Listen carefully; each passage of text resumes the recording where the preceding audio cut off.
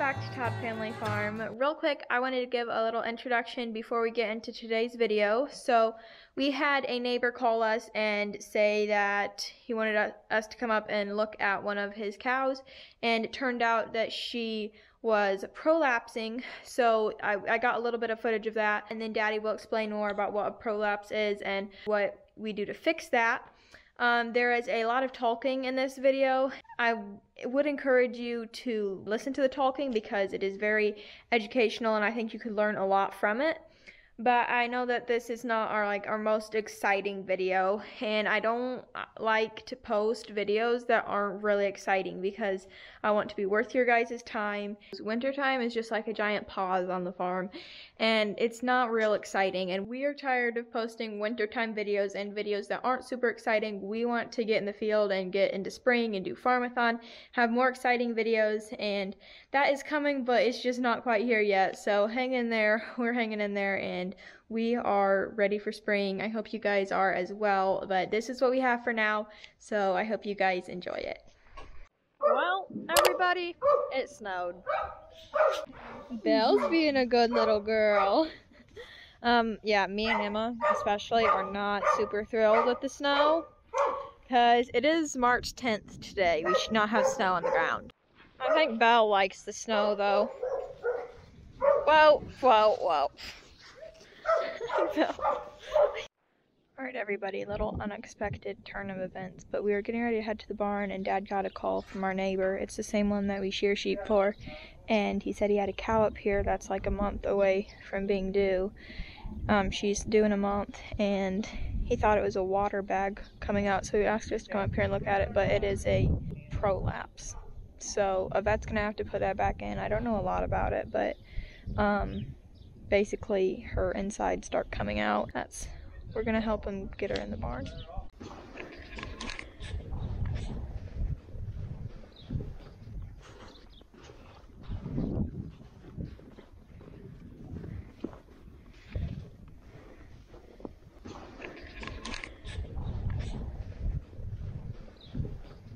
Okay, so Abby probably already told you that we got a call from the neighbor, and he said, "Hey, Adam, I need some help. I don't even know what to do. I think my cow is starting to calf. It's at least a month early. Her water bag's hanging out." I said, he said, who should I call? What should I do? And I said, we'll just come up there and have a look. I got up there and found out it was a vaginal prolapse right away. So, and Abby maybe can lay over my voice and have a voiceover of some of the footage. We didn't have a whole lot of footage. We don't want to be rude taking footage of other people's stuff, but it is an educational thing. So what happens is, and I explained to the girls, and Abby wanted me to explain it to you. So you have two kinds of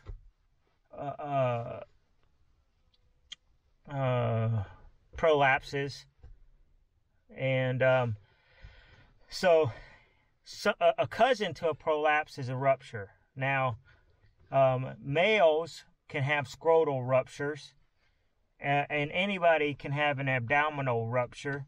And a rupture and a prolapse is not the same thing.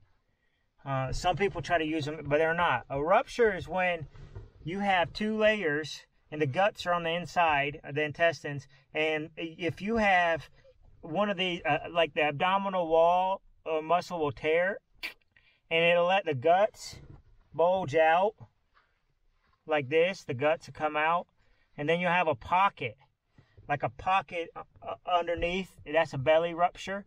Or sometimes it happens if they don't castrate a hog well. It happens, and you have a scrotal rupture.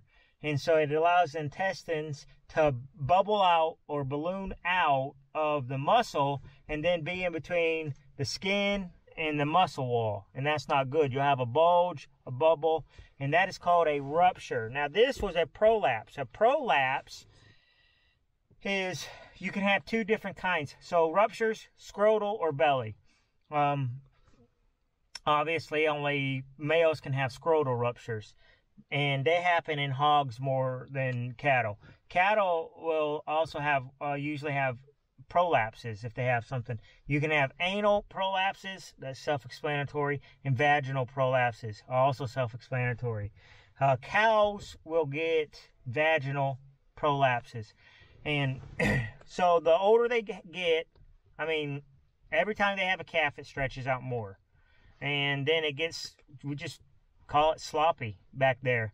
And so if it's real stretched out and sloppy and loose back there, and then that baby starts developing and creates pressure in the womb, and then that cow eats a little hay and gets a little gas, and the calf is bigger, it just, there's pressure, and the pressure overwhelms the muscle back there, the elastic muscle back there, and don't eat paper, Belle.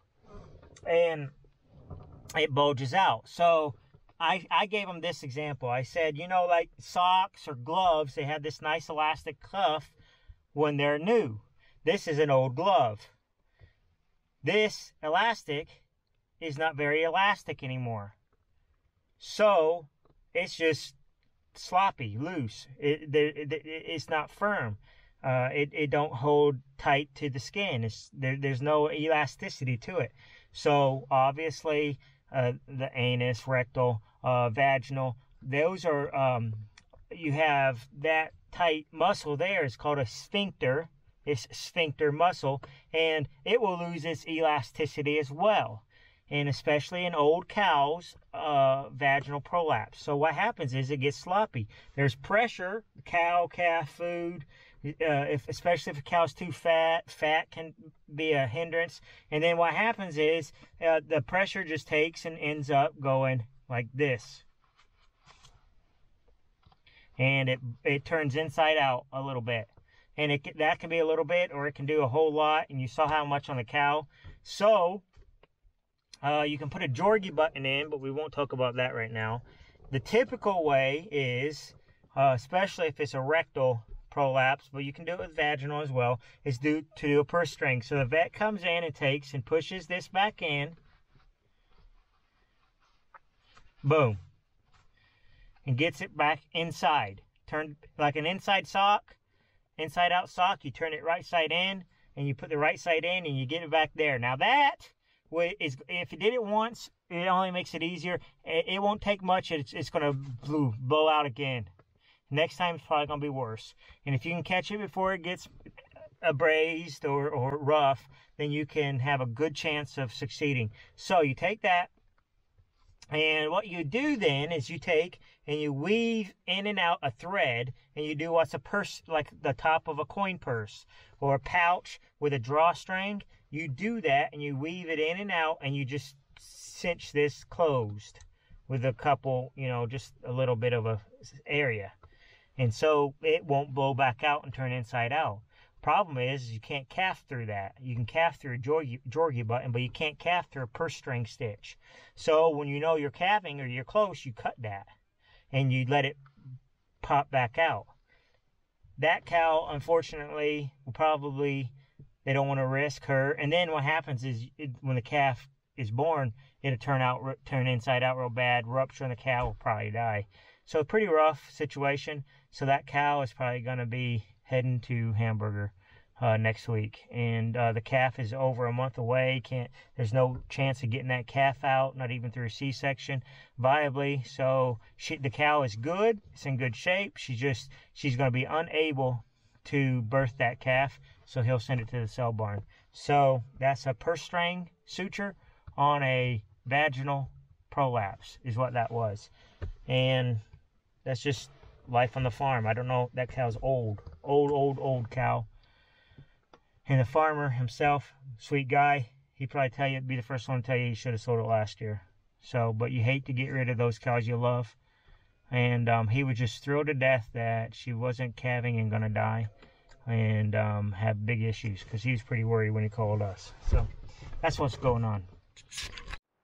So yeah, you wanted me to just say, by the time he got up, the vet was almost finished. It happens fast. And what he does is, the vet industry gave the human industry epidurals. The vets invented epidurals. So all you pregnant ladies can be thankful for the vets, because what they do is they go in there and basically they inject lidocaine or novocaine right into the biggest nerve you have, which is your spinal cord. And it blocks everything below to where those nerves can't get past any signals below that novocaine. So they'll go right ahead of the tail, and he gave the cow an epidural. She didn't feel any of this. And so he had the epidural done. He had it all pushed back in. He was almost done by the time he got back up there after we got chores done. And we were not long. So very fast. He got out there fast. We helped catch the cow, and it was ready, and he got right to it. Didn't take long, and boom, boom, boom, done. And we didn't get to see all the process. So that's why I had to kind of explain it to you. The other thing that I think Abby kind of wanted me to tell you about is, this is good news.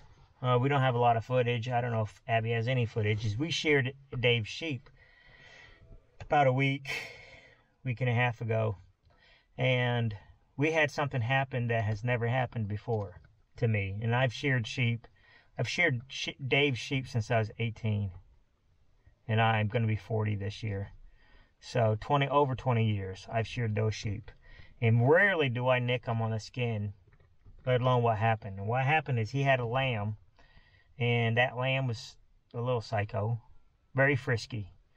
And that lamb, I was trimming around the bag because it was a lamb ewe. She's expecting to have a lamb, but she's only a yearling herself, and she's never had a lamb before. This will be her first one. So you clean up around the bag really good so that baby can have a chance to grab a teat and nurse early and not grab onto wool. Trimming up nicely, that's what Dave likes for me to do. She kicked, and what happened was she kicked and she rammed her leg, the inside of her thigh, her groin, into the shears and sliced an artery. What could have been a vein. Sliced a blood vessel. And it wasn't bright blood, it was dark blood, but it was a gusher. Most blood I've seen come out of anything. And I thought she was a goner for sure. And I said, yeah, I said, what a fluke accident, Dave, but this is bad. And within 5 seconds, she had a cup of blood out there, and, we stopped that. So what I did is I told Abby and Emma were there, and I told, we grabbed a bunch of the wool that we had cut, and we packed into her thigh area. We packed it in there, and I made Emma hold her down and calm her down. And after she had lost that much blood, she got calm and she had less energy. And then Abby held the wool up in that groin area, and while I finished shearing the other sheep. And they stayed in that position for about an hour, holding that. And the lamb was still alive, or the lamb ewe was still alive, amazingly. And when we left, and when I nicked it and I seen all that blood come out so fast, I thought it was a femoral artery. And I know I didn't cut that deep. It was a surface vessel, because it just hit the right place at the wrong time. Couldn't have been any worse, and so much blood so fast. We jumped right on it, and they just stayed in that same exact position. Emma and Abby. Emma just held her head down, kept her calm, didn't ever let her start bucking. And Abby held that packing in that groin area, and it held her legs down on top of it. So we applied pressure for an hour. And then when we left, that lamb was still alive. We got up there this morning, and he's like, yep, she's still alive. Couldn't believe it. When I first nicked it, I would have given her a 1% chance of living.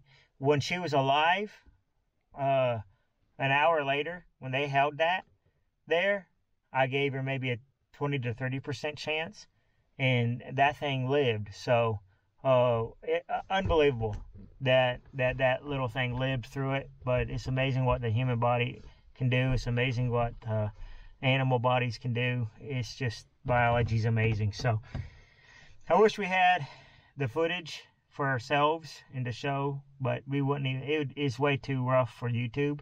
But that was quite the event for these girls to go through, to see that amount of blood. They never, not a bit squeamish.